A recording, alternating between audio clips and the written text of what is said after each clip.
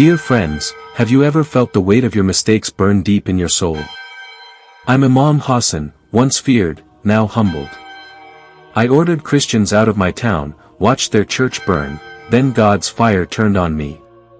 It wasn't just flames, it was a divine wake-up call.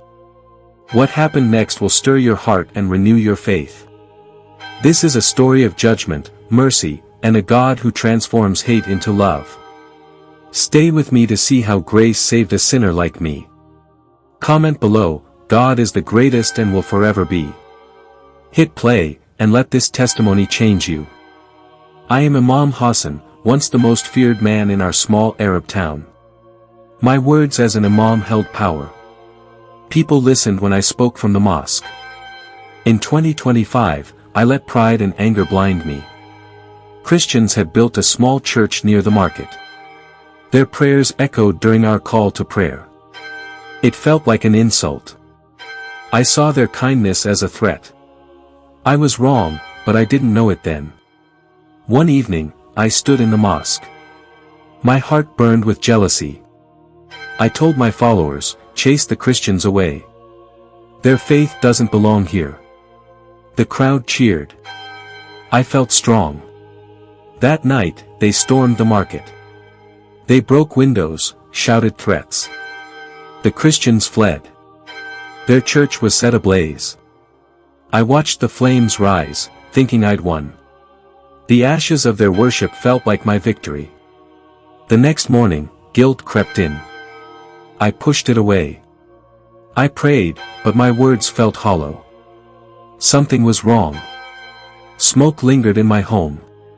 My walls seemed to sweat. I ignored it. My followers praised me, but their eyes were uneasy. I told myself it was nothing. I led prayers as usual. But deep down, I felt a fire I couldn't explain. Dear friends, when pride leads you, it blinds you. God was watching. He had a plan to humble me. The fire that burned the church didn't stop. It was strange. The flames should have died out. They didn't. By noon, smoke filled my house. Not the neighbors' homes, only mine. I checked the walls. They were hot. My bed caught fire while I prayed. I screamed, stomping out the flames. My wife, Aisha, was terrified. "What's happening?" she asked. I had no answer. I called for help. Neighbors came. They poured water on the walls. The smoke didn't stop. It grew thicker. My throat burned. My skin felt hot, like I was cooking inside. I went to the mosque, seeking peace. The smoke followed me. People whispered. "Is this a curse?" they asked. I denied it. But fear grew in me. Dear friends, when God speaks, you cannot ignore him. That night, I couldn't sleep. My chest hurt. My house smelled of ash. I prayed, but my words were weak. I felt God's eyes on me. The Christians' faces haunted me. Their church was gone because of me. I pushed the thought away. I was the imam. I was right. But the fire in my house said otherwise. It wasn't natural. It was a sign. I didn't want to believe it, but God was starting to break my pride. The fire inside me grew worse. My skin was red, like a fever. Doctors came. They checked my pulse, my temperature. "There's nothing wrong," they said. But I was burning. My chest felt like coals. I couldn't eat. I couldn't sleep. The smoke in my house was unbearable. Aisha cried, begging me to fix it. I didn't know how. I went to the market. People stared. They knew about the church. They knew about my house. Some pitied me. Others turned away. I saw a Christian woman, Miriam, buying bread. She didn't look at me. I felt shame. Dear friends, sin weighs heavier than fire. I led prayers that day, but my voice shook. The mosque felt empty, even with people there. That evening, I collapsed. My body was weak. My vision blurred. Then, I saw a light. Brighter than the sun. A man in white stood before me. His voice was gentle but firm. "You fought against love itself," he said. "Yet love has chosen not to destroy you." I trembled. Was this God? An angel? I woke up, gasping. My body was still burning. But I knew. This was divine judgment. I had to change. I woke up in my smoky house. My body was weak, but the burning stopped. I felt different. The man in white's words echoed. "Love has chosen not to destroy you." I didn't understand. I was the Imam. I led people to God. But I had hated. I had hurt. I knelt and prayed. Not as an Imam, but as a broken man. "Lord, forgive me," I said. I went to the market. I found Maryam, the Christian woman. I fell to my knees. "I'm sorry," I said. She was shocked. Her eyes were kind. "We prayed for you," she said. I cried. "Dear friends, forgiveness is a gift you don't deserve." The Christians didn't curse me. They prayed. I asked to meet their pastor. They took me to a small house. No church anymore, just people. Pastor Samuel welcomed me. He was old, gentle. I confessed everything. The order. The fire. My pride.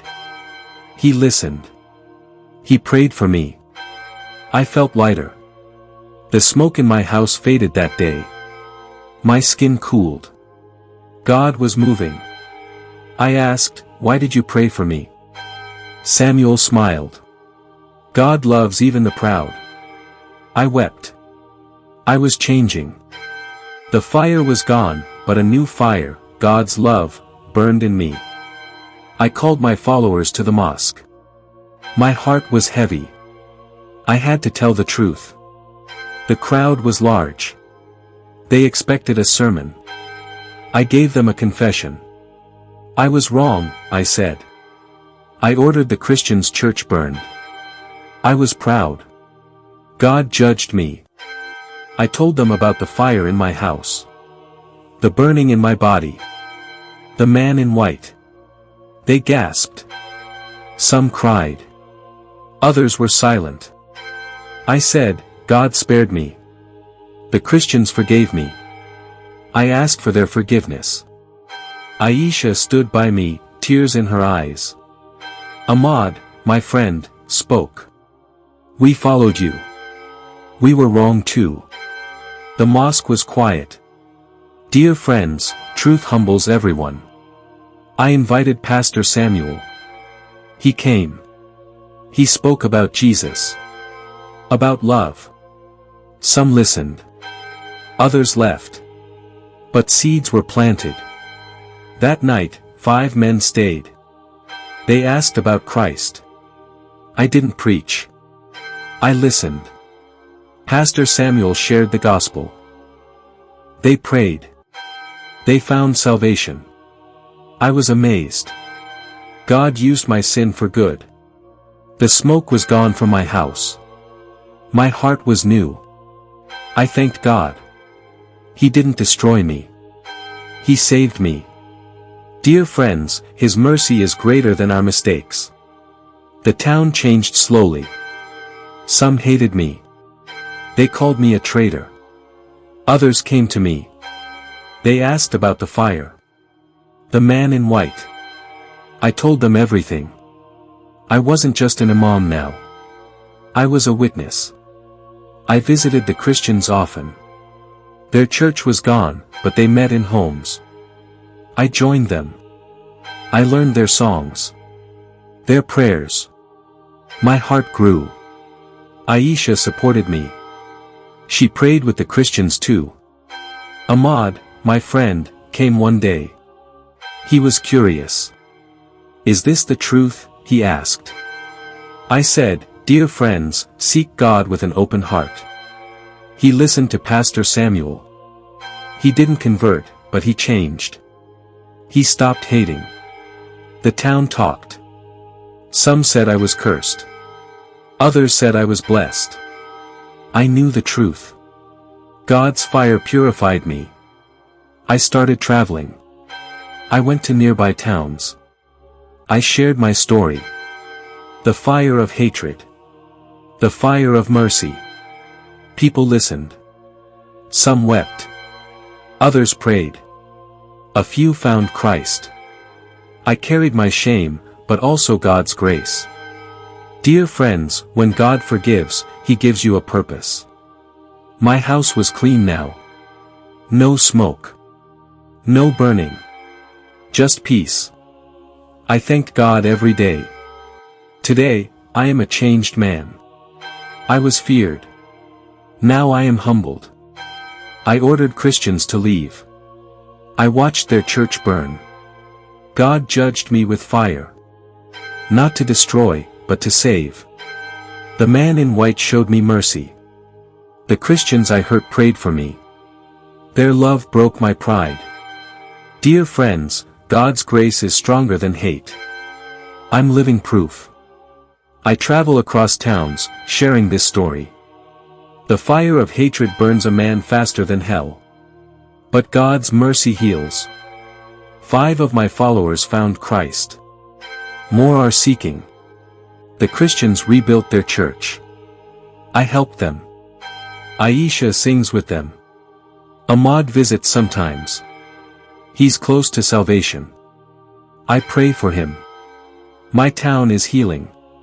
Some still hate. But many listen. I stand as a testimony. God spared my life. He turned my sin into a story of grace. Dear friends, no heart is too proud for God to touch. I was blind. Now I see. I preach love now, not hate. People come to hear me. They see God's power. They say, God is the greatest and will forever be. I agree. My life is His miracle.